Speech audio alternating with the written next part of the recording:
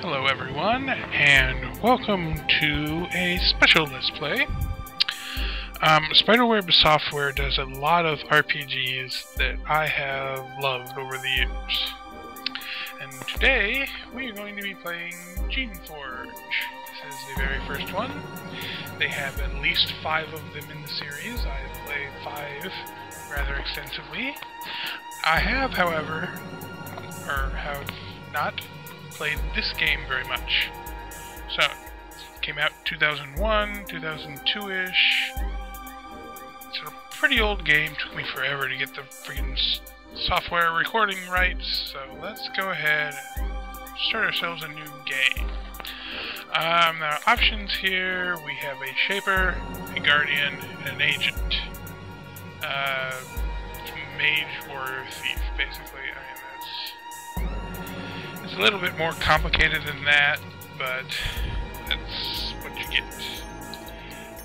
Let's put in my name, Larry. Let's see here. I want to put in... I've played some Avernum games, so I know somewhat of what some of this is. But it's expensive. 15 skill points. It's kind of bright. I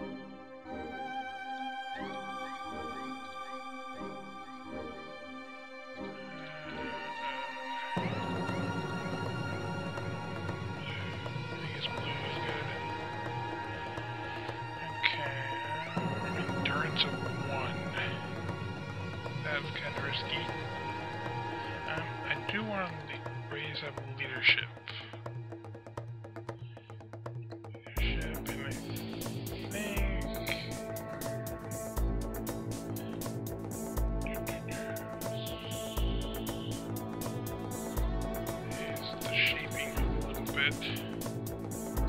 Expensive stuff. More mechanics, I think, which is basically lockpicking, and then put the last one into luck. Okay, let's get this show on the road. The Shapers are the oldest, most respected, most secretive, and the most powerful of the magical sects. The Shapers have the power to magically create life. The Shapers can make new life forms from nothing but raw materials and pure magic. They can mold this life to serve their purpose, be it life's housework or major warfare. The Shapers guard the secrets of their powers very closely. To learn their techniques without permission is to court a speedy death at the hands of a guardian in the day or an agent in the night. Warrior or thief. Yeah. After years of work, study, and testing, you have finally been accepted into the Shapers. You will spend your life advancing their will and delving into their secrets and powers. However, none of those secrets have been shared with you just yet. First, you must complete your apprenticeship. You must spend 5 years out in a Shaper colony on a remote island, watching their work and aiding their research. After a brief welcoming ceremony and a last night's celebration, don your traditional garments, crazy looking robe, and board your craft to the remote islands. The journey is 2 weeks long.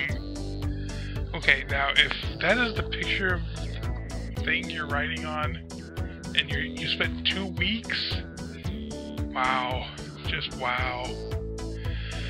You travel on a living craft, a specially modified drake, which will carry you through rough seas to your destination. After a week's journey, you pass close to a small chain of islands. You consult your chart and find that one of them is named Sukia, something like that, island, is marked on your chart as Barred. Shapers declare places barred for a variety of reasons. Experiments gone wrong, dangerous accidents, valuable secrets, whatever the reason. Any outsider in a barred place is punished with instant death.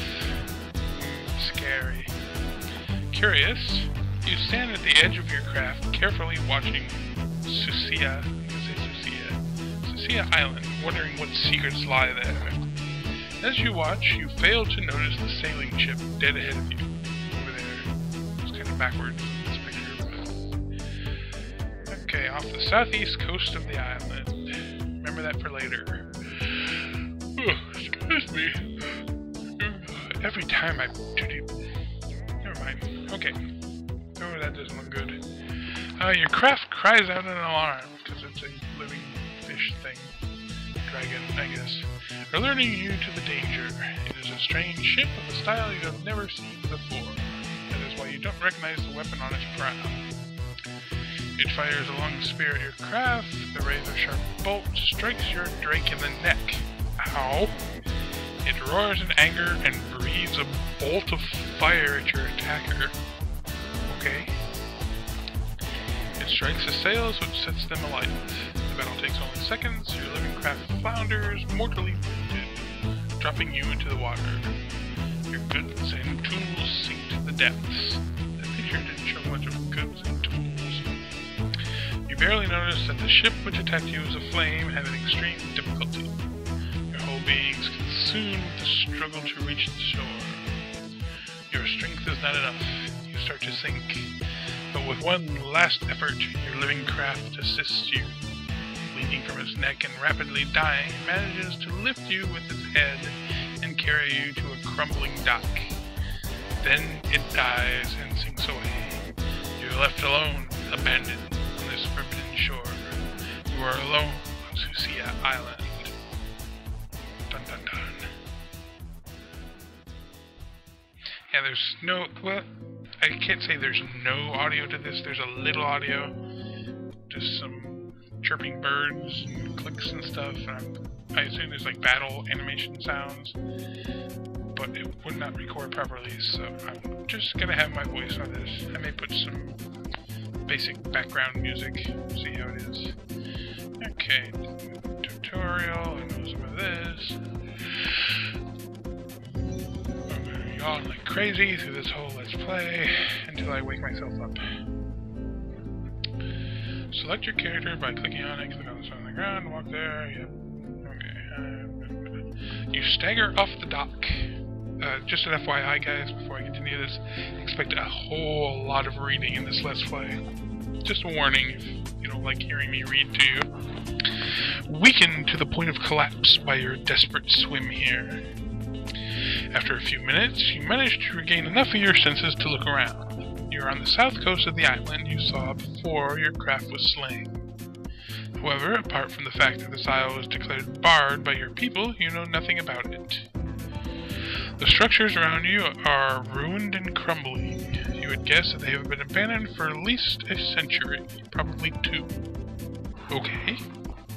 I don't know, but when I see ruins, I don't necessarily know exactly how long they've been abandoned. Okay, islands are generally barred because of a failed experiment and the presence of horrible rogue creatures. Lovely. Fortunately, except for the lapping of the waves on the base of the dock, all is quiet. If you're going to be devoured, it won't be soon. Yeah, it'll be later. However, you are still stranded here and desperately weak as well. Fortunately, the beach stretches off to the east. Maybe there is something useful there. Of course there is. Come moving your character. Oh look, some jars.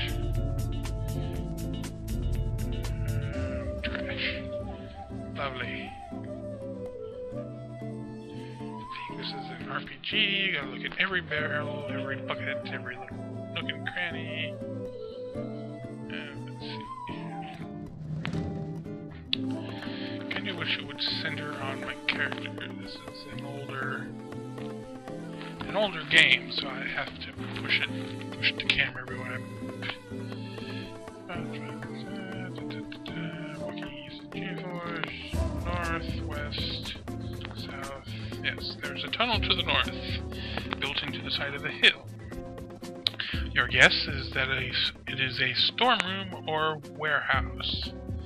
Usually one is placed near the docks of a settlement. After all these years, most of the goods inside are probably useless. You might be able to scavenge something useful, though, which means there's probably loot, equipment tutorial in there, so that'd be the way we should be going. To get an item, click on the Get button, which looks like a hand down here.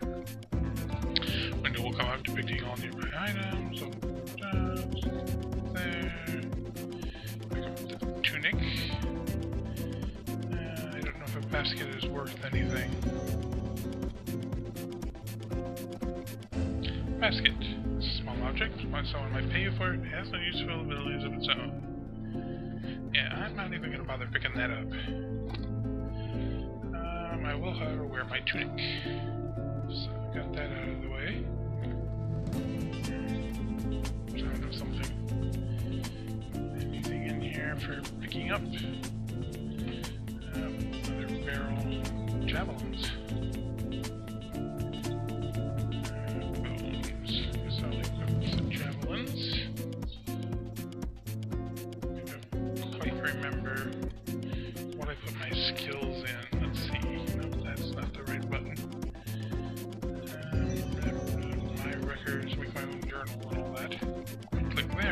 Okay, yeah. So missile weapons, which is what that is. Click on a statistic name for inscription. Yeah, any missile weapon like a baton or a javelin. So yeah, javelins are good. Okay. In here, inside this small chamber, you find several cylindrical containers. They look like canisters, each a little over a foot high. The sides are made of thick, carefully blown glass. Most of them have been broken, and the contents are long lost. One of them, however, is still intact. Inside, you see a glowing fluid. It swirls and moves about, seemingly under its own power. It looks like it is, in its own way, alive. It probably is. You have never seen anything exactly like this before, but you have seen similar objects, like in Geneforge 5. The shapers can contain fluids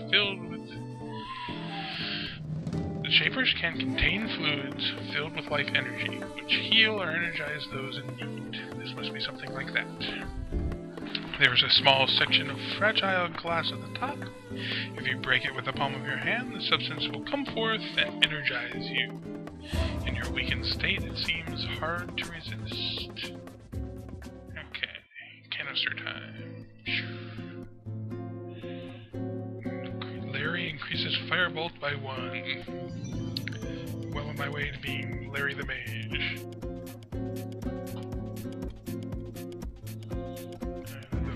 Okay, that's what that was. There's an office to the west. The shelves on the wall have nothing in them but dust. The box in the corner, however, might contain something useful. Looks like there's some coins on the table. That's strange. Old abandoned place and it's just got coins. Take the cloak. And the box. The box contains a variety of papers as you rifle through them eagerly, hoping for clues to where you are, what you might have caused this island to be barred. It's no use. The papers crumble at your touch. Beneath the papers, though, you find something interesting. There's a brass key, none the worse for wear, for its long concealment. You take it.